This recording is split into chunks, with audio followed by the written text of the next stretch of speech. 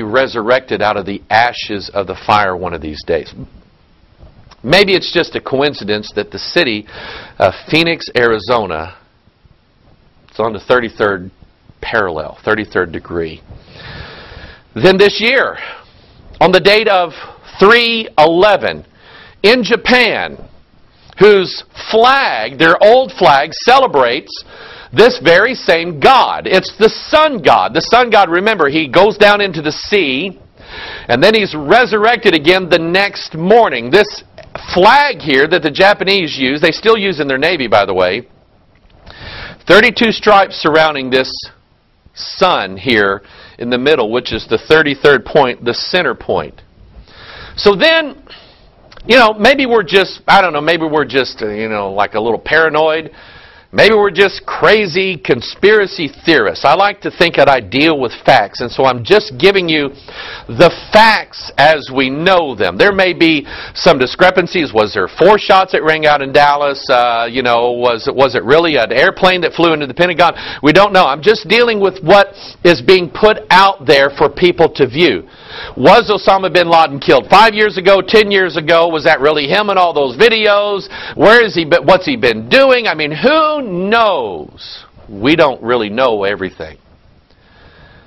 But I'm basing my information that I'm giving you today on what we were told. And so May 1st, and guys like me, and there's a few other people that, that I kind of talk to every now and then, and we're just sitting around, looking at our watches on April 30th going, I wonder what's going to happen tomorrow. That's May 1st. May 1st, let's see, May 1st.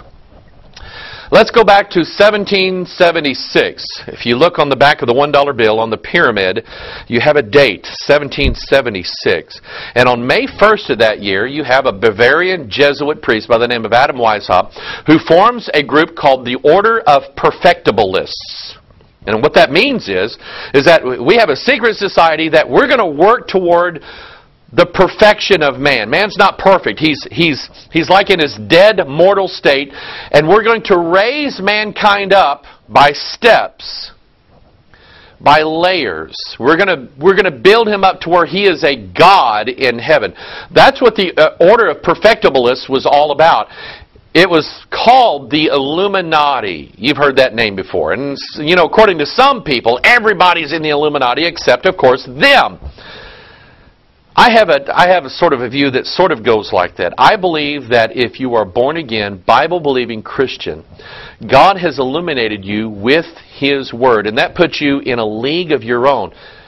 And everybody else who is lost, that doesn't believe the Scriptures and does not believe in the blood atonement of Jesus Christ, they're all working together. They just don't know it, but they are all working together. See, all you have to do to be on the Illuminati side is not be saved. That's all you have to do. And so we're sitting around looking at our clocks on April 30th, and we're going, let's see, tomorrow's Sunday, it's May 1st. I wonder what's going to happen. Adam Weishaupt forms the Illuminati on May 1st. That just happens to be the 121st day of the year. 11 times 11. I showed this in one of the other videos that we did, that actually the distance between Washington, D.C. on the 77th meridian and ancient Babylon in Iraq, which is on the 44th meridian, the difference between them is 121 degrees.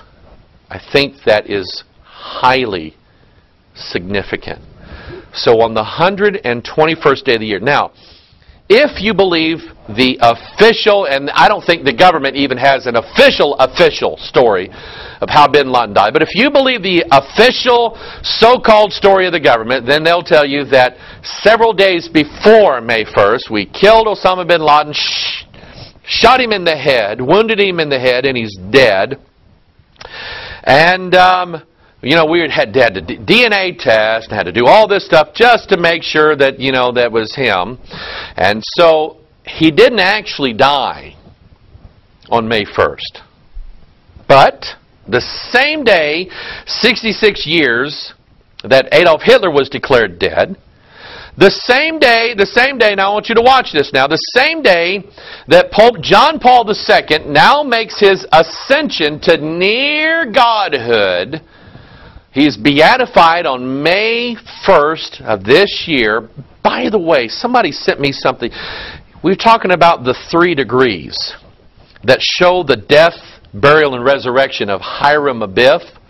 The 3 degrees of the Blue Lodge when you become a 3rd degree Master Mason, and now you get it. Okay, now you're supposed to get some of the secrets. I didn't know this, and somebody sent me this picture, and I appreciate it, that the Pope was buried, this beatified, this dead Pope who they say is now alive again, is actually buried in 3 coffins. That's the 3 layers, or the 3 levels, or the 3 ruffians, or the 3 shots that rang out, or the number 3 that they do all the time. Everything hinges around this number 3. And its mystical importance. Why? Because it represents lust of the flesh, lust of the eyes, pride of life, the man of sin, the son of perdition. That's what that represents. So on the same day now, Adolf Hitler is pronounced dead. Pope John Paul II, he says, now he's ascended through the 3 coffins, and now he's like real close to being a god. Here, President Barack Obama comes out, and it's told in the news. Let me say this. He comes out, and we're all waiting. I was watching Fox News that night, and Geraldo Rivera was just going nuts. I mean, Osama bin Laden's dead. Oh, this is great. He's going crazy. And he said, we're waiting for the president, waiting for the president. Cameras on the White House waiting for the president to come out and make this announcement that's been leaked already that Osama bin Laden has been killed. And I'm watching the news. Okay, when's he going to come out? When is he going to come out and make this grand? He comes out at exactly 11:35 p.m. 11 plus 35, it's 46. He comes out on the 121st day of the year and says that bin Laden is dead. And then the stories start coming out about, how this all came about. And the White House says, well, here's how it happened. The president was informed in real time. The president, on the day that it happened, sat down at 3:30 p.m. Eastern Time and watched the assault in real time. 3:30. It was made to show the death of Hiram Abiff, who's not really Hiram Abiff. He's really the man of sin, the son of perdition that is awaiting to be brought out of his burying place one of these days, including a deadly wound that was healed. I kind of dug up a few little facts about Osama bin Laden. Okay? Do you know that he was a widow's son? Do you know his dad died in 1967 and he was his mom was a widow's son? That's who Hiram Abiff was. And you can do this. The day after they announced this, I typed in Osama bin Laden and the word architect, because I kept seeing all over the news and in all the web news articles, they were describing Osama bin Laden as the architect, the architect, the architect, the architect.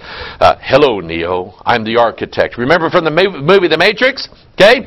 The architect. He's the architect of 9/11. Are you getting this? The architect of 9/11. That's who Hiram Abiff was. And Hiram was wounded in his head. Then something else very interesting. They took they took Osama bin Laden. And, because, hey, this guy's a Muslim and, he has a chance to go to heaven if we do it this way. Doesn't make sense to me. If everybody's going to doubt and question whether or not this was bin Laden, why do you get rid of the body? Why are you worried about everybody's sensibilities about how he's to be buried? Why are we worried whether or not he's going to heaven? He's not. So they said, we had to, according to Muslim